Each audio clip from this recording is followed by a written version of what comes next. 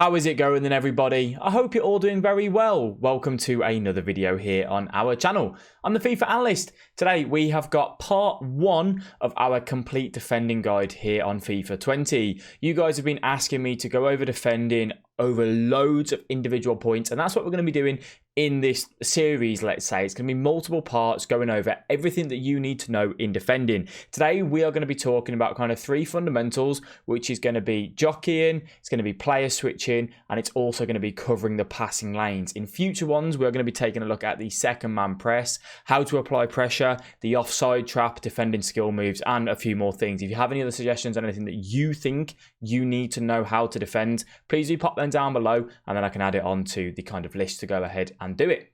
If you do enjoy this video, please let me know by dropping a like. You can also subscribe to the channel. We do upload every single day at 5 PM. So the purpose of this video really is now going to be tailored towards getting more wins in FUT Champs because of Team of the Season coming around. Player picks are there. You guys want to get the best possible rewards that you can, and hopefully we'll start off with the defending, and we've also got the same thing happening for attacking. So that will be coming very, very soon as well. Let's go ahead and jump into the first point. We're going to start with the jockey, then we're going to go to player switch, and then we're going to go to cutting the passing lanes and how you can kind of apply pressure from that. So jockeying, what is it? This is where you hold L2 and where you hold LT on Xbox. You may know it, you may not know it, but it's very fundamental. What a jockey will do is it will basically make your player bigger, right? They cover more area on the pitch, which is great. We're going to go through and show you some examples, how you can use the jockey and how it works in certain scenarios. One of the things that I try and teach people to do is when you come out and you hold the L2 button to jockey, you don't need to go and take the ball off the opponent. You want to stay 1 or 2 yards away from them just to keep yourself kind of there in their area, and then you want to wait for them to make the mistake. If I go and commit here with a Mendy and I get it wrong and go flying past him, I'll give him the space in behind for a quick 1-2, an easy one. Similar sort of one with the 1-2 with the strikers. He's going to play the ball there and he's going to look to get in behind with a Neymar. We are going to hold the jockey button and we're going to sprint back as well with the long lay. And then once we have sprint back and we've covered that area, and I'm happy that the 1-2 is covered, we would then change to the Semedo, which is the right back, to then put pressure on the ball holder. What a lot of you guys do here is you go shooting out, you try and tackle the ball off Neymar, you overshoot, you don't win the ball, you give up that space in behind. That 1-2 is easily defended, but as you can see, long lay is there to just step in and win the ball back for us. I don't actually press the tackle button that often. I just run into people with the L2 here just to keep an eye on it. We are using only sprint. It's a straight foot race. We just want to be sprinting towards our goal. But then this is the key. I slow down, I stop sprinting, I hold the jockey button, and what I'm trying to do here is kind of cover the passing lanes in a cross. I will talk about it more in a second, but I also do tap the sprint button when I'm inside the box. That's one thing that I ask you guys to do. You think in this scenario, what do you do here as a defender? What a lot of people will do is they'll hold the sprint button and they will go flying past the Saint Maximin if he decides to cut back in. I let go of the sprint button, I hold the L2, which is just the jockey button, and then I will come back on that sprint button when needed, and then to slow myself right down, I would just use that jockey button. In and around the box, you know, we don't want to use that sprint button all the time. Outside the box, you can use it a lot more to cover more ground, but inside, we literally do just kind of want to stand up, hold the L2 button, and come off that sprint button. You will see me on occasions tapping it, and that's what I do inside the box. You only want to press the tackle button, by the way, because it's not something that I use that often. If you're 95% sure that you are going to win the ball, if you do watch a lot of my videos, you will notice I just run into people with the L2 button, LT on Xbox. Works absolutely wonderful. You don't overcommit, and if you get it wrong, you aren't punished as much because you haven't pressed the tackle button.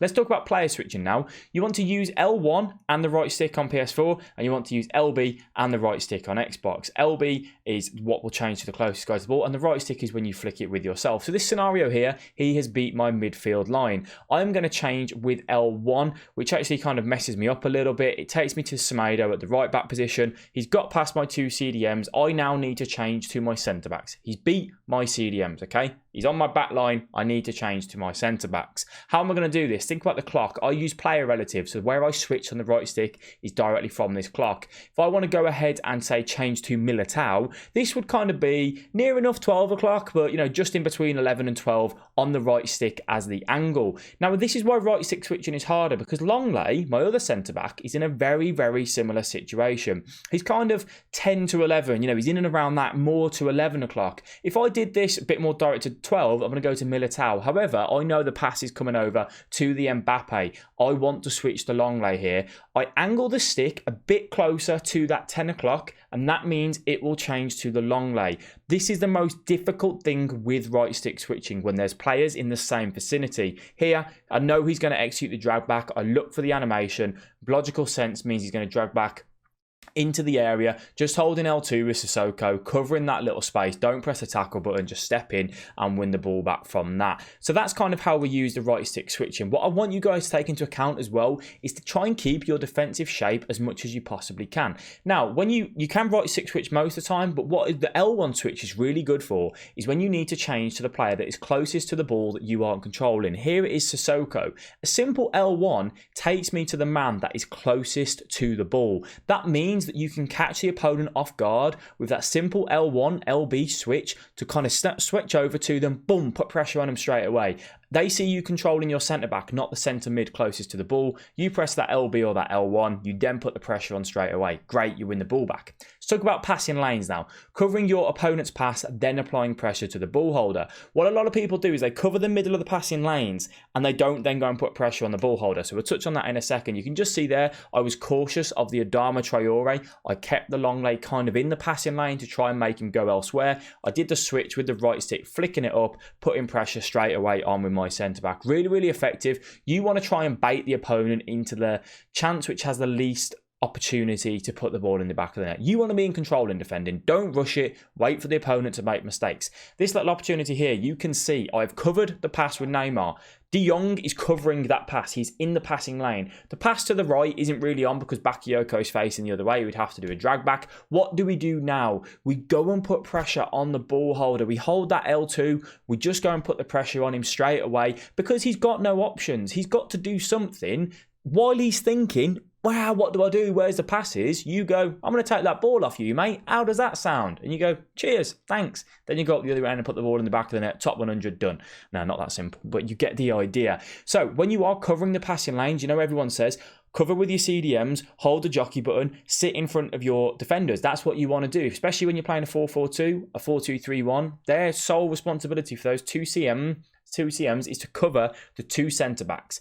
They need to sit in front of them to cover the pass into the striker, into the centre attacker mid, whoever it is. That's what you need to do with your Kante, your Pogba, your Bakayoko, whoever it is in that middle of the park. Now, when you have covered the passing lane, and you can clearly see they haven't got a pass on to the striker, they've not really got much out on the wing because their left back's covering him as well. Instead of letting them dilly-dally in the middle of the park and get out the newspaper and go, oh, what's the weather looking like tomorrow? You go and put the pressure on them. Don't just cover the passing lane and then not do anything with it. Cover the passing lane. Once you've covered it, go and put a bit of pressure on the ball holder. Try and force him to make a decision. If you can do that, he will give the ball away more than likely. Now, when you do that, don't go and put pressure on and dive straight past them and press the tackle button aimlessly. Remember what I said in the first point? You go to them, you get 1 or 2 yards away, and then you stand in front of them. You've put pressure on there. If they do a drag back and you know which way they're going to go, they do a skill move, then you can step in and say, I'm going to take this ball off you. Fantastic. Thank you very much, opponent. When you want to take the ball off someone, the best place to do it, the best time to do it, is when they are in the middle of a skill move or an animation that they cannot change the way they are going to come out of it. You think when you do a drag back or a skill move, you have inputted that command, you cannot change where you are going mid-command, can you? You literally can't. So that is your time to step in because they can't do anything. You've got free control of your player and you can then step in and take the ball back. Defending as a whole, guys, things like second man press, I'll be doing a separate video on that. It's not something that we use a massive amount on FIFA 20, not myself anyway. Some people do use it a little bit more than others.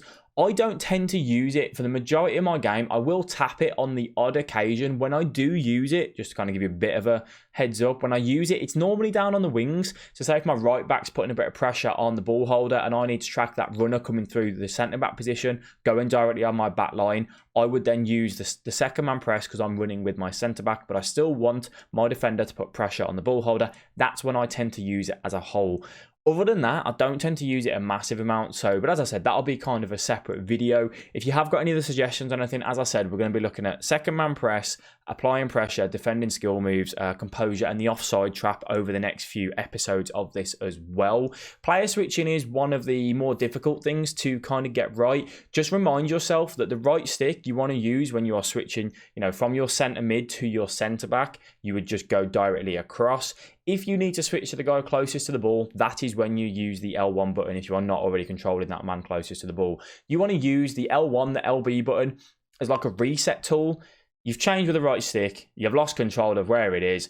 You know, rule number one, L1 gets me back to the guy closest to the ball. You can then use that as your focal point on where to switch to and from the different players from there. Defending is an art. It's the boring part of FIFA, but if you can master it, you will score goals. Everyone scores goals on FIFA. But if you can become a godlike defender, made a mistake there, got a little bit too close, let him turn me too easily.